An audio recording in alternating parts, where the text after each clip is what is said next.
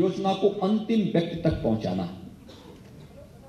सिंचाई की जितनी योजनाएं यहां चल रही हैं बुंदेलखंड के लिए, उन सभी बड़ी योजनाओं की समय समय पर समीक्षा करना और उसकी रिपोर्ट संबंधित मंत्री और मुख्यमंत्री कार्यालय को भेजना, बताना कैसे हो रहा है, कहीं लापरवाही तो नहीं है, क्योंकि उसमें पैसा लग रहा है सरकार का, और पैसा सरकार का है, किसी व्यक्ति का नहीं, इस देश की जनता का पैसा है। देश की जनता का पैसा देश के कल्याण में लगे, जनता के कल्याण में लगे, यह देखना भी तो हमारा दायित्व है।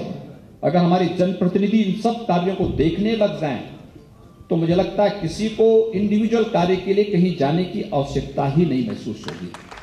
बाकी तो सरकार बैठी है। केंद्र में आपने देखा होगा, जब मोदी जी प्रधानमंत्री बने, उस समय तक इस देश के अंदर 30 करोड़ ऐसे परिवार थे जिनके पास अपना खाता ही नहीं था, अपना स्वयं का बैंक का खाता नहीं था। और मोदी जी आए, उन्होंने जनधन योजना चला दी। आज 28 करोड़ से अधिक लोगों के उसमें खाते खुल चुके हैं। 28 करोड़।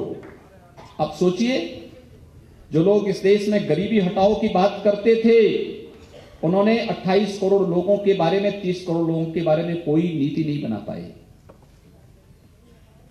आप अनुमान कर लीजिए कि 5 करोड़ परिवारों को उज्ज्वला योजना के माध्यम से रसोई गैस उपलब्ध कराने की व्यवस्था कौन करा रहा है?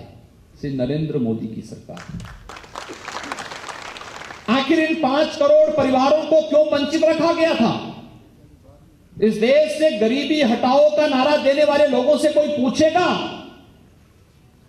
तमाम अन्य वादों के आधार पर समाज को बांटने वाले लोग, कोई समाजवाद के नाम पर, कोई साम्यवाद के नाम पर, कोई किसी अन्य नाम के नाम पर समाज को बांटते तो थे, लेकिन योजनाओं का लाभ समाज को नहीं पहुंचाते थे। आज ईमानदारी के साथ, बिना भेदभाव के साथ इन योजनाओं को समाज के अंतिम व्यक्ति तक पहुंचाया जा रहा है। और यही कारण है हम लोगों ने क्राइटेरिया तय किया है। उज्ज्वला योजना में हम लोग जब गांव-गांव जाते थे, गरीब को रसोई गैस उपलब्ध कराते थे, लोग कहते थे साहब अच्छे दिन कब आएंगे?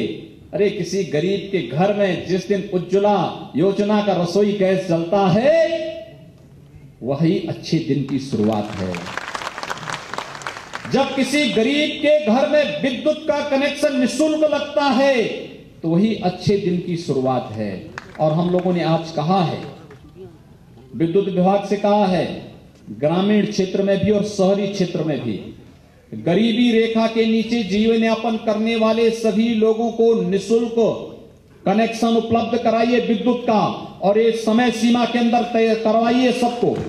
अब ये नहीं होगा। जब मैं झांसी में आया था, सुबह जिला चिकित्सालय का निरीक्षण हम लोग कर रहे थे, उस समय लोगों ने मुझे बताया कि साहब हम लोग यहाँ पे रहते हैं एक मोहल्ले में, वहां बिजली का कनेक्शन नहीं मिला हम लोगों को, हम 40 साल से परेशान हैं। हमने कहा परेशान रहने की आवश्यकता नहीं, अब विद्युत विभाग के लोग स्वयं आएंगे आपके पास और आपको विद्युत का कनेक्शन उपलब्ध करवाएंगे।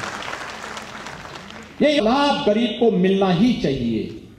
हम लोगों ने अपने खाद्य और रसद विभाग से कहा है कि खाद्य और रसद विभाग का खाद्यान्न बाजार में बिकेगा तो एक संज्ञेय अपराध होगा। ऐसे लोगों के खिलाफ इतनी सख्त कार्रवाई होगी कि केवल उसको सस्पेंड करने और ट्रांसफर करने तक सीमित नहीं रहेंगे, हम उसको बर्खास्तगी की कार्रवाई करेंगे, सीधे सीधे कार्रवाई करेंगे अगर गरीब का खाद्यान्न बाजार में बिका तो।